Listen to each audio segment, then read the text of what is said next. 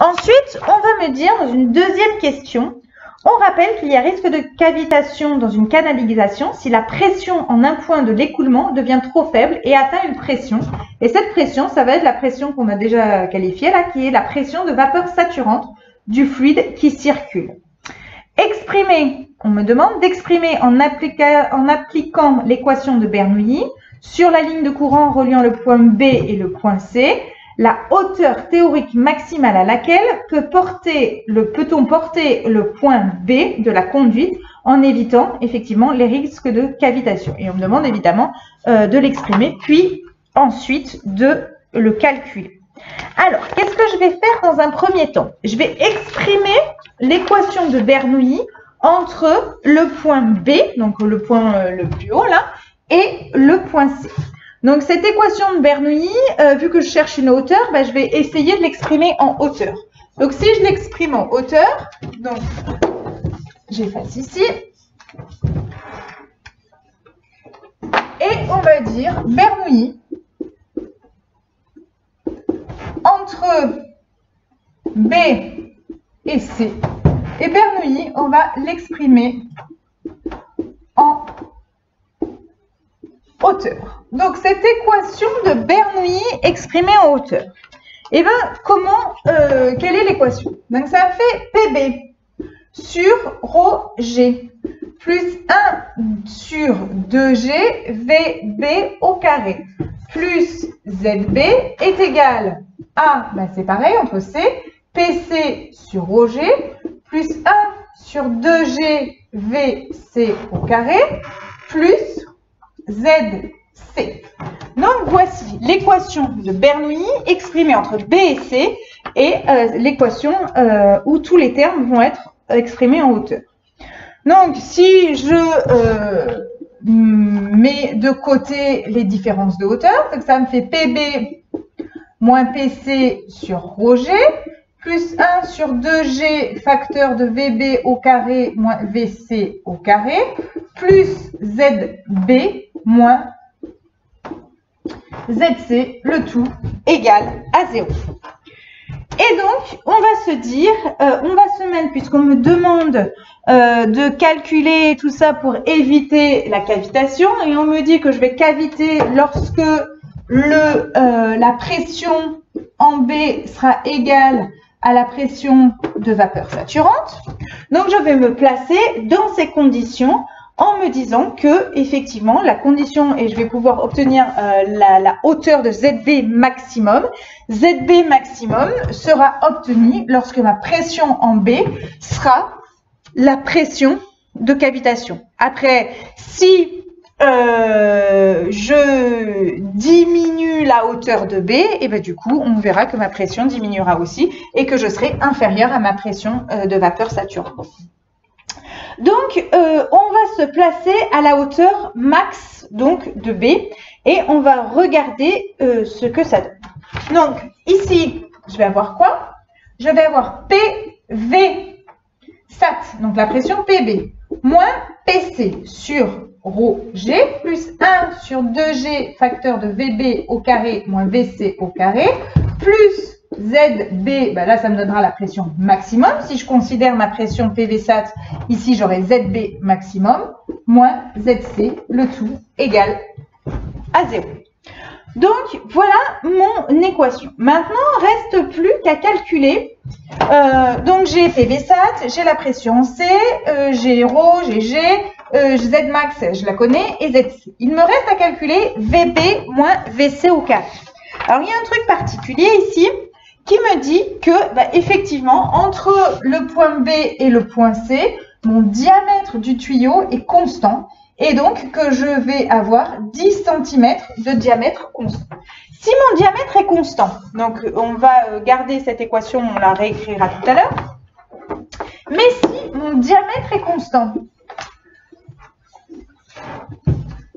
comment je vais pouvoir exprimer VB? Alors, je sais que QV, c'est égal à quoi? Donc, QV en B, c'est VB au carré, non, c'est VB, pardon, fois SB. Pareil, en ce qui concerne le point C. Le débit volumique au point C, c'est VC fois S au point C. D'accord? Donc maintenant, je veux VB carré. VB carré, eh bien, ça fait QVB au carré sur SB au carré. Pareil en ce qui concerne VC au carré, ça va me donner QVC au carré sur SC au carré. Maintenant, je continue. SB, la surface en B au carré, ben, ça fait pi D2 sur 4, le tout au carré. Ici, SC au carré, ben, ça fait pi D2 sur 4 au carré. Si je, maintenant, exprime VB carré, ben, ça me fera QVB au carré sur pi D2 sur 4 au carré. VC au carré, c'est égal à QVC au carré sur pi D2 sur 4 au carré.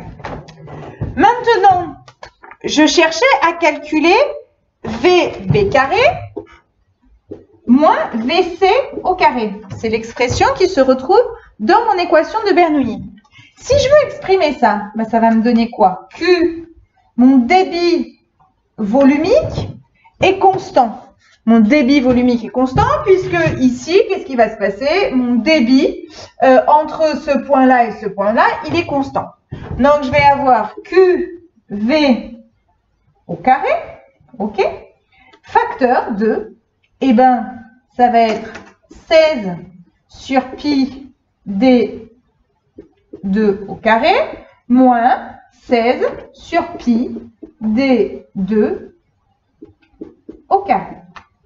Donc, du coup, étant donné que mes sections sont identiques, que mon débit, puisque mon débit ici est constant, à ce moment-là, VB moins VC sera égal à 0.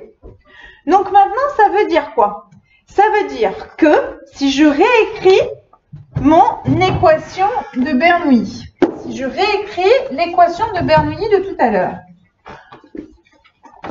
je vais l'avoir PV sat moins PC sur rho G plus 1 sur 2G facteur de VB au carré moins VC au carré plus ZB max moins ZC égale 0.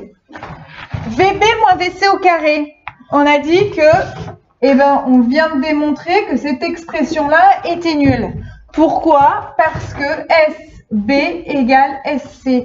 Ma section de tuyau ne varie pas entre ici et ici. Si ma section de tuyau ne varie pas, mon débit volumique ne varie pas. Et à ce moment-là, je vais avoir cette expression VB moins VC qui sera égale à 0.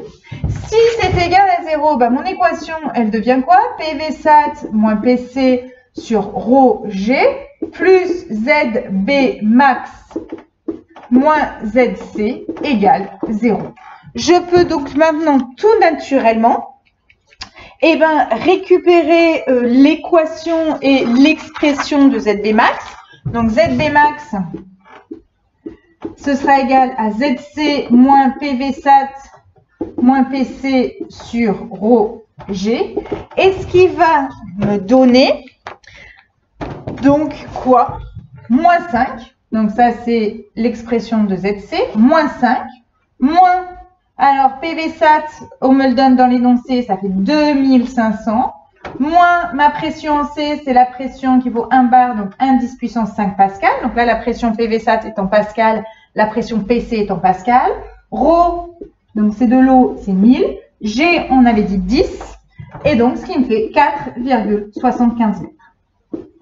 Donc, pour éviter la cavitation, il faut que la hauteur du point B ne soit pas supérieure à 4,75 mètres. Si je suis supérieure à 4,75 mètres, ma pression ici va atteindre ma pression de vapeur saturante. Si c'est égal à ma pression de vapeur saturante, et bien à ce moment-là, je vais avoir un phénomène qui va être appelé un phénomène de cavitation. Voilà.